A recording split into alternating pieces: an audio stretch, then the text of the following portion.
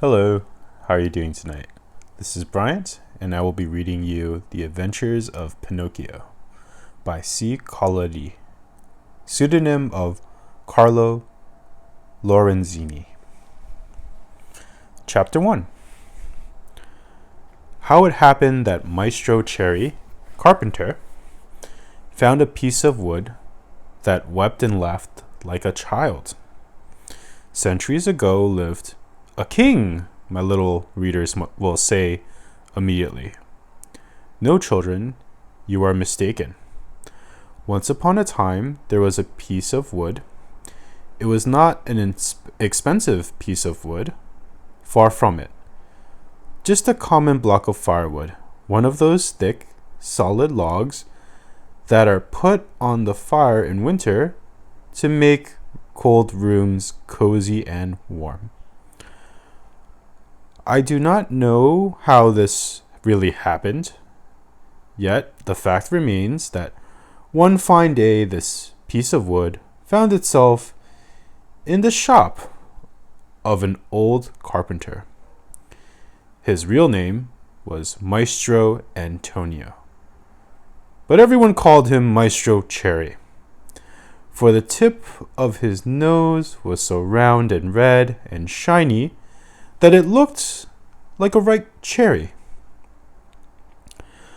As soon as he saw that piece of wood, Maestro Cherry was filled with joy. Rubbing his hands together happily, he mumbled half to himself, "This has come in the nick of time. I shall use it to make the leg of a table." He grasped the hatchet quickly to peel off the bark and shape the wood. But as he was about to give it the first blow, he stood still with arm uplifted, for he had heard a wee little voice in a beseeching tone, "Please be careful, don't hit me so hard." What a look of surprise shone on Maestro Cherry's face. His funny face became still funnier. He turned frightened eyes about the room to find out where that wee little voice had come from, and he saw no one. He looked under the bench. No one. He peeped inside the closet. No one. He searched among the shavings. No one. He opened the door to look up and down the street, and still no one. "Oh, I see," he then said, laughing and scratching his wig. "It can easily be seen that I only thought I heard the tiny voice say the words, 'Well, well,'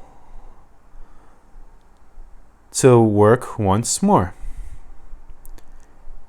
He struck a most solemn blow upon the piece of wood. Oh, you hurt!" cried the same faraway little voice. Maestro Cherry grew dumb. His eyes popped out of his head.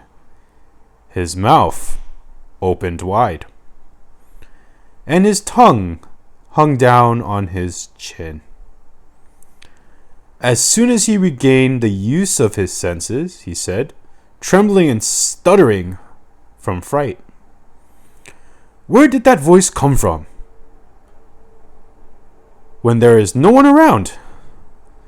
Might it be that this piece of wood had learned to weep and cry like a child? I can hardly believe it. Here it is, a piece of common firewood, good only to burn on the stove, the same as any other. Yet, might someone be hidden in it? If so, the worse for him. I'll fix him." With these words, he grabbed the log with both hands and started to knock it about unmercifully. He threw it to the floor, against the walls of the room, and even up to the ceiling. He listened for the tiny voice to moan and cry. He waited 2 minutes. Nothing. 5 minutes. Nothing. 10 minutes. Nothing. Oh, I see, he said, trying bravely to laugh and ruffling up his wig with his hand. It can easily be seen. I only imagined I heard the tiny voice. Well, to work once more. The poor fellow was scared, half to death. So he tried to sing a gay song in order to gain courage. He set aside the hatchet and picked up the plane to make the wood smooth and even. But as he drew it to and fro, he heard the same tiny voice. This time it giggled as it spoke. Stop it! Oh, stop it!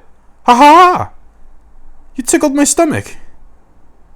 This time poor Maestro Cherry fell as if shot. When he opened his eyes, he found himself sitting on the floor. His face had changed. Fright had turned even the tip of his nose from red to deepest purple. And that concludes Chapter 1 of Pinocchio. Tune in next time for Chapter 2.